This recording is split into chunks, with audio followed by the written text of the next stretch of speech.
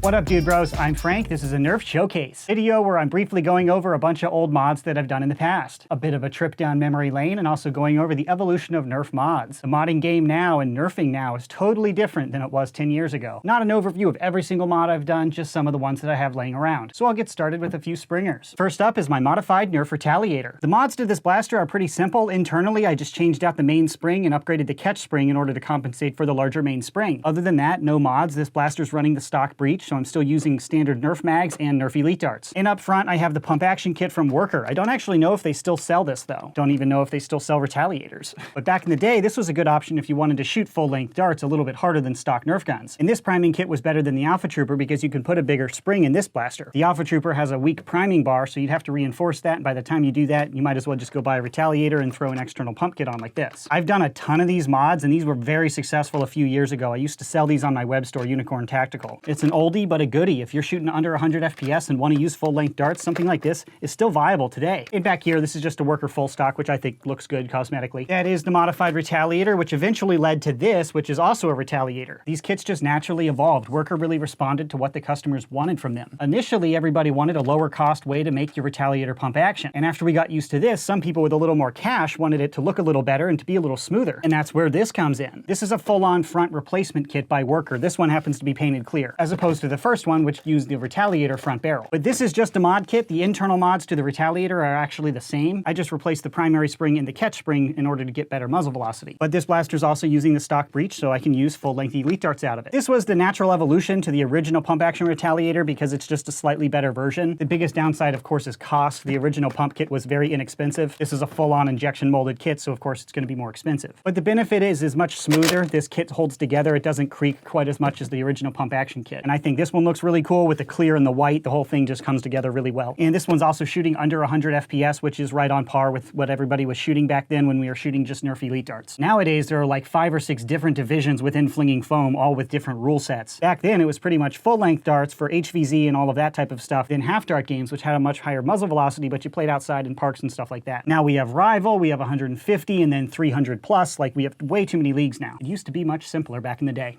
But that's it for my full dart springers. Now to some half dart springers. Starting with my modified Trion. I made a whole yo check this out video on the mods that I've done to my Trion, but I did not actually modify the shooting performance or the strength of the blaster at all. All of my mods were cosmetic and ergonomic, which goes to show the evolution of our hobby. Now the manufacturers are making these blasters higher performing out of the box, which is really cool. Back in the day, you had to buy aftermarket parts, you had to disassemble your blasters, and you had to be able to mod to get your guns to shoot really hard. Now you don't have to have any mechanical knowledge at all. You can buy it right off the shelf and perform at 150 FPS in an outdoor park war pretty effectively. I think there's always a benefit to being able to mod, of course, especially when it comes to customization, but I think that's what modding is nowadays, just customization. Back in the day, if you didn't mod, you'd get stomped by somebody who could shoot a lot harder than you. Now, modding is just to make your stuff cool and more personalized. I built this whole blaster out to be my personal primary, and then like 3 weeks later, Out of Darts sends me a Worker Harrier, eliminating my need for this blaster. So I'll get to that, the Worker Harrier. Very similar blasters in concept, spring-powered, pump-action, magazine-fed, Talon-compatible blasters. Both of which very high performing, but the Harrier is able to perform at a much higher level than the Trion. The internals are just a little bit more robust, the priming action is way smoother. Overall, the Harrier is definitely the way to go. The main advantage of the Trion, in my opinion, is the price. But then once you get a vertical grip, the Magpul stock, and all of that, you're up to the cost of the Worker Harrier anyways. So if money is not an issue, go buy a Harrier, it's a better blaster. And as you can see, I've also painted up my Harrier. I think this looks awesome, and I love how they make all these little parts easily removable, so I can paint just the pieces I want to, then put everything else back on, and it looks really cool. But the Worker Harrier is on just a completely new level of Nerf. Flinging foam at this level is totally different than it was back in the day. If you time travel back with a Worker Harrier back when we were running blasters like this, we would legitimately think you're some sort of wizard. Well, I mean, you're a time traveler, so you obviously are some sort of magic. But I think if you ask everybody on the field 10 years ago, what's Nerf gonna look like in 10 years, nobody would have guessed the Worker Harrier.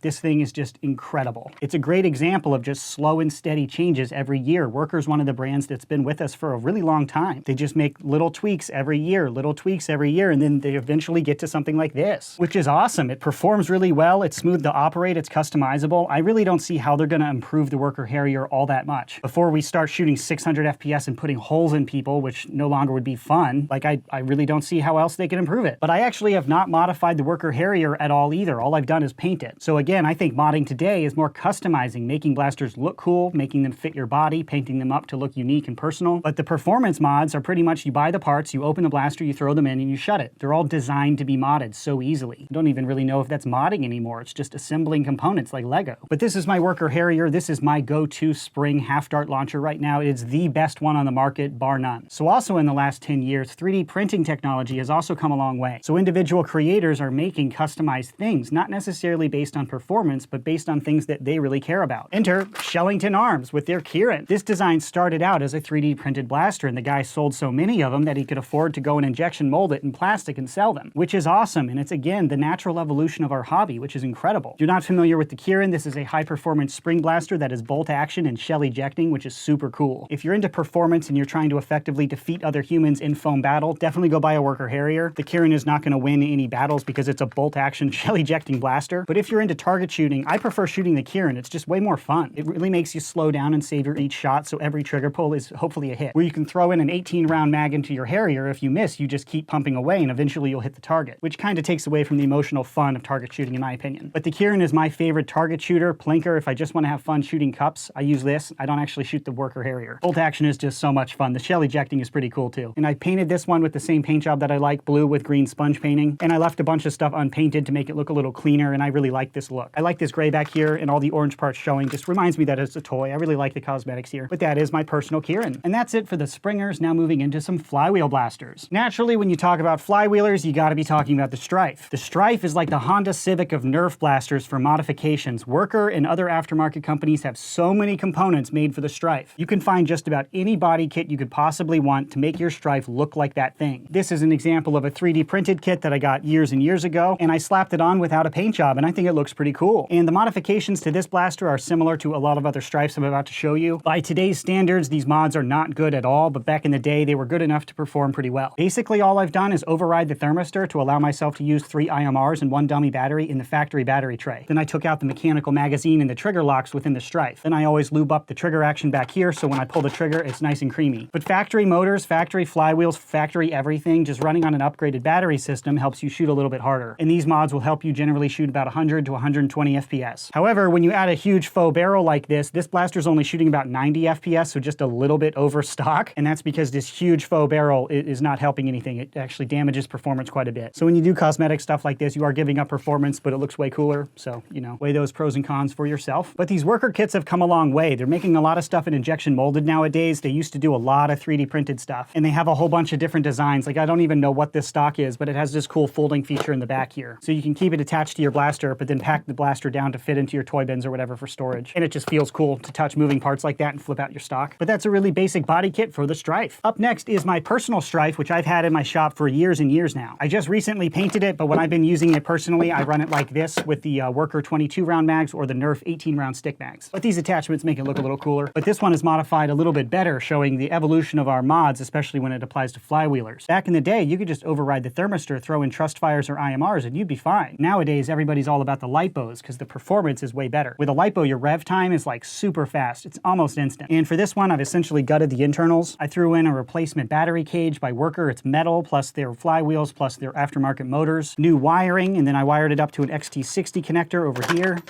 Whoops. And this is all set up to run on a 3S LiPo, which yields excellent performance. And this is even an extended little battery door, so I can throw in a bigger battery if I want to. And if you're running a LiPo, it's really convenient to have these little toolless thumb screws. You're not supposed to store the blaster with the LiPo installed. You want to disconnect it and put it into a battery bag. And always having my screwdriver on me is just annoying, so I like having these little thumb screws on all my blasters. But the performance out of this one is way better than the standard mods, but not for the obvious reasons. The chrono velocity is only a little bit higher because you can only shoot a dart so fast out of a single set of flywheels. But there's almost no motor bog when you're running aftermarket motors like this on a LiPo. You can sit there and finger bang and just mag dump and mag dump and mag dump, and you don't drop in muzzle velocity. If you start mag dumping with ultra fires or trust fires, they don't have the same current output as the LiPo. So you're gonna have motor bog and your velocity is gonna drop, so your darts are just gonna start drooping and shooting a little bit slower. That's not the case with a LiPo, and that's why everybody runs LiPos nowadays. Another notable feature, if you use a Stryfe, definitely consider one of these Worker flappy paddle mag releases right here. That makes reloading just a little bit easier. It's smoother, it's just better. There's really no disadvantage to it. It's just a couple bucks. I definitely recommend those. But yeah, I would argue this Stryfe performs just as well as any other flywheeler that shoots full-length darts that's a single set of flywheels today. To get better performance than this, you're going to want to switch over to half darts or run multiple sets of flywheels. The high-performance guys are all shooting half darts now anyways. This was a weird tweener stage for Nerf where there were some high-performance guys wanting to still use full-length darts. Because magazines are just way more tactical, and everybody that showed up to those half dart wars just use hoppers, and they'd stand really far back and just snipe you. The gameplay with a blaster like this, when everybody has stuff like this, is a little bit faster paced. You rush people, you're shooting really fast, compared to half dart launchers with Ys or hoppers that sit back and act more like designated marksmen. And that's fun and all, but this is a little faster paced and more up my alley. But that is my modified Stryfe. This has been my personal Stryfe. I've used this so many times, but I've only got to use it once in its painted form. Nowadays, if I'm shooting indoors, I'm almost always using rival rounds just because it's more fun for me. And outside, you'd be on half dart, so a blaster like this doesn't have a place in my collection as much anymore. But boy, I've got some memories attached to this blaster. I can see some of these headshots in my head that I know I took with this particular blaster. I'm a sicko. I remember my best headshots in this montage reel in my head. Body shots, I don't care, but headshots when the target goes, ugh, hit. Oh man, that's what it's all about. Next to my previous personal Stryfe, which is my Strayven. This is out of chronological order. This is more recent than this one, but this one is way cooler looking. This is my personal Strayven, which I have used and abused in a few different HVZ games and all sorts of battles. There's battle wear and tear everywhere. I've hit concrete with this repeatedly. I've treated this blaster like an absolute I don't think I could say that. I have treated this blaster like crap, and it's held up well. I like to build stuff strong enough so I can abuse it and know it's not going to break. But this is the Strayven from one of my Strayven videos where it's a Stryfe with a Raven shell integrated into the rear, mainly just because it's cool, and back in the day I really liked to do this custom modding. Nowadays everybody just buys 3D printed parts kits and throws them onto their Stryfe. Back in the day you had to know how to use a Dremel and epoxy putty and know how to paint to make your stuff look cool. The benefits of the Raven are looks, comfort, and having an extra magazine at the ready right here. How I'd use this in an HVZ game though is I would always reload from my pouch and keep this one full, because sometimes you needed a faster reload and it's a little bit quicker to come from here than from your pouch, and it just looks cool. I painted this Spectre barrel, but I don't think I've actually fielded it with this. I usually just ran it this way. Internal mods are actually really basic. This has the factory motors, factory flywheels, factory wiring. I did the really basic mods of overriding the thermistor. I used to run it on 3 IMRs and a dummy battery, and I took out the locks and lubricated everything pretty heavily. But I used this before lipos were the norm, and I was one of the later people to adopt lipos. I got a lot of crap for that back in the day on YouTube. It took me a year or two to see the light, to see the advantages of the lipo. But kind of embarrassingly simple mods to the Stryfe, but super cool shell. I've kept this one around purely for sentimental value. I don't actually use it anymore. I'd prefer my other Stryfe that runs on a lipo, of course. The performance is way better, but I've never felt like opening this up and updating it. I kind of like the memories attached to IMRs and all of this. It just reminds me of that period of my life and that period of Nerf and just nostalgia. But that is my Strayven. And now I have a few more Stryfes with super basic mods, but really cool cosmetic kits. I actually made a video on this blaster, super basic mods, but a really cool KRISS Vector body kit. This is from Worker. The KRISS Vector kit is injection molded, but this stock is actually 3D printed. And this is to show the evolution of the body kits from Worker. They started out doing a bunch of 3D printed stuff, and then the ones that sold a bunch, they ended up making them in injection molded, like the KRISS Vector kit. And this one just looks really cool. You can still get to the magazine just fine, so it's not too much of an interference, but it just holds a lot different than a standard Stryfe. But again, totally basic mods on this one internally. It doesn't perform as well as something with a lipo. Basic bypassing of the thermistor, locks removed, relubed, and it's running out of the factory tray. That's the KRISS Vector Stryfe. If you prefer more traditional looks and traditional ergonomics, this is my AR Stryfe. Internal mods are again super basic. Overrode the thermistor, took out the locks, relubed everything, called it a day. This one runs on 3 IMRs and 1 dummy battery in the factory tray. And on this one I've got the Worker Flappy Paddle magazine release, which is nice, and the toolless thumb screw for the battery door. And this is a Worker body kit that just reminds me of the AR, and I think it holds really well. And this is actually an LWRC stock, which I took off my rifle. I replaced the stock on my rifle for some reason, and I thought the proportions looked really good on this. So this is a very expensive stock for a Nerf gun. And I really dig that Worker came out with this component. So this is a standard N-Strike stock, but it's also an M4 buffer tube, so you can put on whatever stock you want. This is like the coolest thing that came along at that time period. It just opened the doors to whatever type of stock you wanted to put on your blaster, but you didn't have to buy the stock from Worker. By making it compatible with the existing market of M4 stocks, which there are so many online, this is just awesome. And this is injection molded, not 3D printed, so it doesn't screech or anything when you're adjusting the stock. And as you can see, I really dig these Worker suppressors, but these are all thread-on. Orange masking tape because laws. Doesn't help the performance, but I just think it looks cool. When you put a body kit on like this, your blaster, you're just going mostly for looks. Performance isn't great, but it looks really cool. Next mod again is completely cosmetic. This again is a Stryfe. As you can tell, I like the Stryfe. Basic mods, but I actually wired this one up to an XT60 connector to run on a 2S. But I've got the factory motors in there. I actually don't remember why I modified this. I think it was intended for a video that never got made because I never made a video on this blaster. But basic mods that are a little bit sketchy under today's standards, pretty good performance. It doesn't perform super well because it is the factory motors, but the LiPo does reduce some of that motor bog. And of course, this is a Worker 3D printed kit that makes it look more like a SCAR. Super cool folding stock over here. Worker removable silencer up here, same as the other blasters. I really dig these, and if you don't like it, you can keep this. I just wish I had installed orange muzzles on all these blasters. But this is a super cool looking blaster, but this is one that you never ever go outside with or you will be shot. Like not by a Nerf gun, by a cop. But this again shows the variety of components that the Stryfe is compatible with. And this actually reminds me of a SCAR, which is really cool. You buy a cheapo airsoft fake EOTech and then use the dark Worker mags in this. This is a cool looking rig. But again, the performance is the same as the other two I just mentioned. And the next Stryfe mod actually has pretty good internals. It looks pretty similar to this other gray Stryfe here, but it is totally different. I call this one my Honey Badger one. I set the whole thing up to put the suppressor inside the front handguard like this because it looks super freaking cool. You can remove the silencer, but then it just looks dumb, so don't do that. Mods on this one, I replaced the motors and the flywheels, but it's in the stock Nerf flywheel cage. Replaced the wiring, took out the locks, lubricated everything, and wired it up to an XT60 connector. And this one is set up to run on a LiPo battery, so it doesn't have the same motor bog as the other ones I just mentioned. If you're modifying your blaster today, definitely go with a LiPo. Using IMRs is a little outdated. It technically works fine if you're only measuring chrono velocity, but when you're trying to rapid fire or mag dump, the LiPo really shines. But also the extended flappy paddle, the toolless thumb screw, and the extended battery tray. The extended battery tray is really nice if you're running a LiPo, since you can fit a bigger LiPo in there. And you have a little bit more wiggle room to hide your wiring so it doesn't get all cooped up and cramped. Cooped up, do it. And these are only a couple bucks, so if you're modifying your Stryfe, I'd really recommend the extended tray, the toolless thumb screw, and the extended flappy paddle here. It's little stuff that you might not see or notice, but when you're handling it and playing with it, it makes it a lot more fun. And I have this cool PDW stock back here, which moves in like that. This one is actually attached to the blaster. It's not supposed to be removed, but generally you don't remove a PDW stock. That's the point of a PDW stock. And this is my Honey Badger Stryfe with pretty good performance. So after a few years of Worker making really cool Stryfe modification parts, eventually they just said, hey, why don't we just make our own Stryfe? And they did. This is the Worker Swordfish. The Worker Swordfish is a replica Stryfe that operates very much like the Stryfe, but it's totally fresh built from Worker. So you don't need to go and buy a Stryfe and then go buy a Worker upgrade kit. You just buy everything from Worker. This is the Worker Swordfish with the KRISS Vector kit up front and a collapsible PDW stock back here. And this is a removable suppressor as well, but this is one of their bigger, heavier metal ones, which look cooler, but they're way heavier. They put a little flex on your faux barrel and you can feel it on the muzzle. It kind of messes with the blaster's balance a little bit, but they look really cool.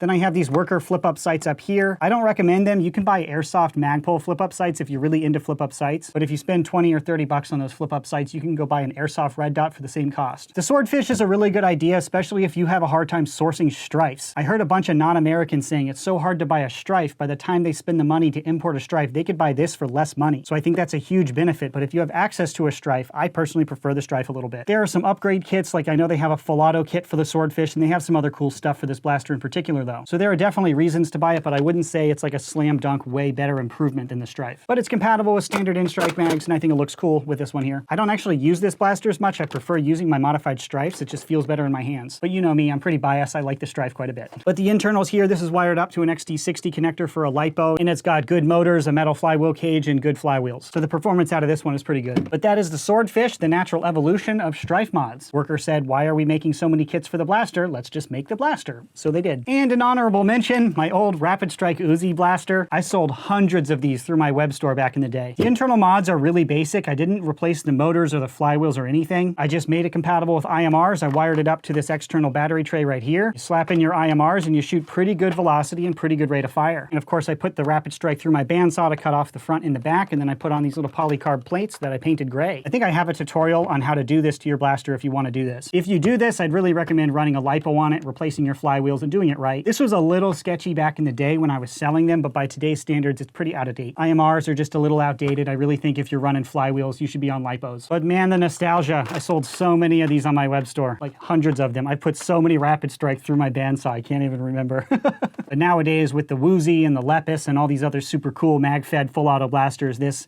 isn't as awesome as it used to be.